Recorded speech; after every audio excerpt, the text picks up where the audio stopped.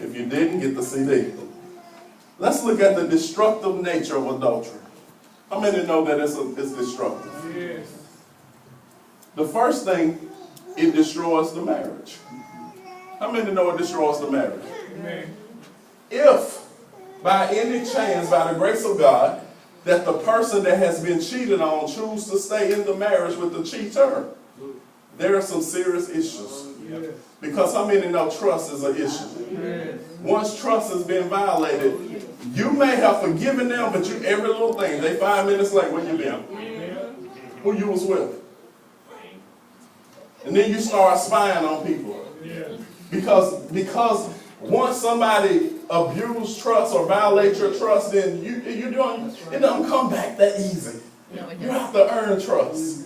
See, forgiveness should be instant, but you should make some people earn your trust. Yes. That's good. Well, that ain't the Bible. When you keep on giving people trust that hadn't earned it, and especially people that has violated your trust. Okay, it's quiet. It's good. Y'all, oh, I'm a Christian. I just trust everybody. Really? Let me borrow your keys then to your house and your car, so you trust everybody. What you gonna do? No, you trust me. You don't need to know. It destroys the marriage. Listen to this. The marriage has been defiled and trust has been broken between the married partners. Once that trust is broken, guess what? It's hard to get it back. Yes. Because you're going to always have that garment of suspicion on. Right. Yes. You ever loan somebody some money they didn't pay you back? If they come back, will you give them some more? Why? Because you don't what? Why? Because they ain't do right with the first time. Okay, that's the way. When marriage, when the vows are broken, trust is hard. And like I said, some people forgive and they stay in it, but they're miserable because they're all in the back of their mind. Will they do it again? Because if they did it one time, they can do it again. So you wrestle with that. They end up destroying people. They stay, but they're being destroyed. Because if you don't work through that with counseling and get the right help and just process that thing right, you can't just cover over stuff like that. That's right. No. Amen. Amen. Why is it destructive? Because the marriage bed has been defiled and trust has been broken between the parties. Once I bring another person into my sexual experience, I have defiled my bed even though I didn't do it in my bed. Because when it says the marriage bed is undefiled, it's talking about more than your bedroom. Amen. It's talking about your bed of life. Y'all with me? Your bed of life. So it doesn't matter if I'm in the Sheraton, the Ritz, Holiday Inn, it doesn't matter. I'm in the bed of life. And once I cross that line, then that bed has been violated. Amen. I can't stay there. That's good, though. That's good stuff right there. Okay, the next point. It destroys the family. How many know how many families have been destroyed because of adultery? There's some kids now, 50 years old, still wrestling with the adultery, the affair that happened when they were children. Yes. It destroys the family. Besides destroying the marriage, adultery has profound negative effects on the children. They feel that they have been betrayed by the parent who has committed adultery. The kids may forgive, but if they don't go through some kind of healing, there's a deep-rooted hatred in them. Yes.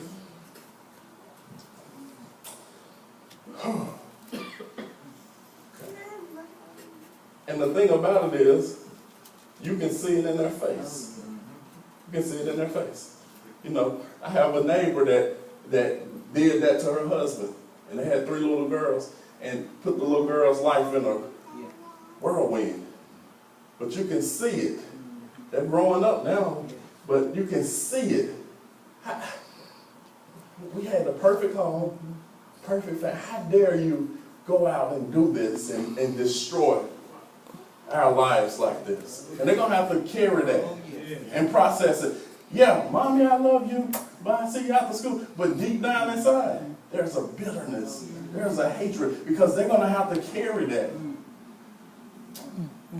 for the rest of their lives. The next point. Look at this. An immoral role model has been set for the children. An immoral role. See, this is the thing. When people mess up, they don't think about the people it's going to hurt. That's right. Selfishness Because I'm not even calculating what this action is going to cost. That's right. Because we're living in the moment. What is the long-term effects and impact of this? Man, my kids going to hate me for life. Can't buy them enough toys. My kids not going to have any respect for me. Not only my kids, you know how words travel. Nobody in the family going to respect me. The community not going to respect me. Because this stuff has long-term effects. It's not just the moment.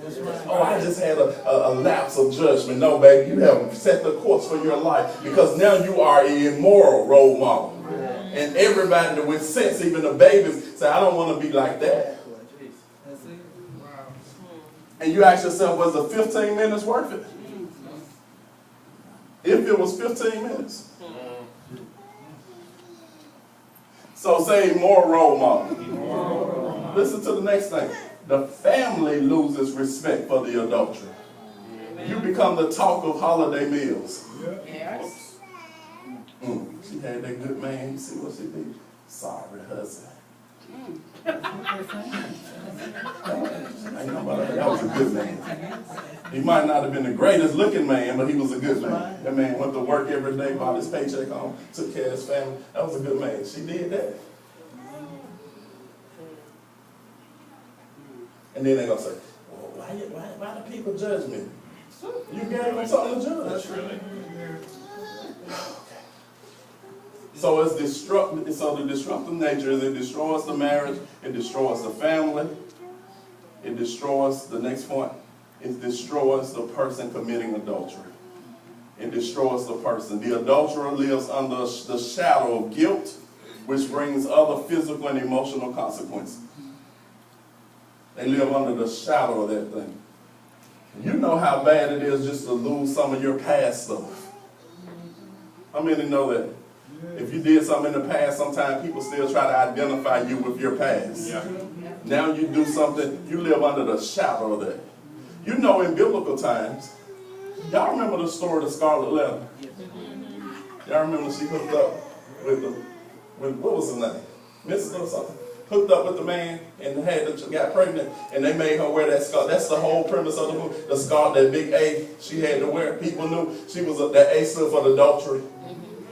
And so in biblical times, when a person committed adultery, they would be stoned. People were named. If you were blind, you had a garment on. So when people see you way off, they say, oh, that's a blind person.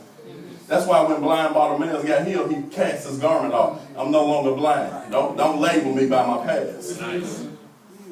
Okay. So they didn't put A's on people in the Bible. You know why? Because they killed you. Okay. I can't stay there. So like I said, it destroys the person committing the adultery. The last point in this one right here, it brings judgment on the adulterer. It brings judgment. Amen. Go to Leviticus 20 and 20. Are you getting anything? Oh, yeah. Listen to what Leviticus 20 and 20 says. It says, if there is a man who lies with his uncle's wife, he has uncovered his uncle's nakedness, and they will bear their sin. They will die childless. They will what? Die childless. If there is a man who takes his brother's wife, it is of a horrible. He has uncovered his brother's nakedness. They will what? Be childless. You are therefore to keep my statutes. It was serious penalty for committing adultery. In biblical time, it wasn't likely. They stoned both of them to death. And many times naked. Because they had to catch you in the act many times to know you were doing it. That's why when they brought the woman, well, never mind. Okay. My second point. Why is it destructive behavior? Because marriage is a type of relationship of God and man. Do you realize that marriage is what God models his relationship with his church after? Go to Ephesians chapter 5. Verse 31. Am I doing okay? Yeah. Okay, Ephesians 5 and 31. It says, for this reason a man shall leave his father and his mother, and shall be joined to what? His wife, and the two shall become what? One flesh. It didn't say bring your wife home to your mother. It say leave cleave and weave. Leave your father's house. Okay, I don't have time to deal with that. And the two shall become one flesh, verse 32. This mystery is great. But when I am speaking with the reference to Christ and the church, nevertheless, each individual among you also is to love his own wife as himself, and the wife must see to it that she respects her husband. Amen. Guess what? He didn't say that you only respect your husband when he does what you want him to do. Go ahead. He said you respect his office.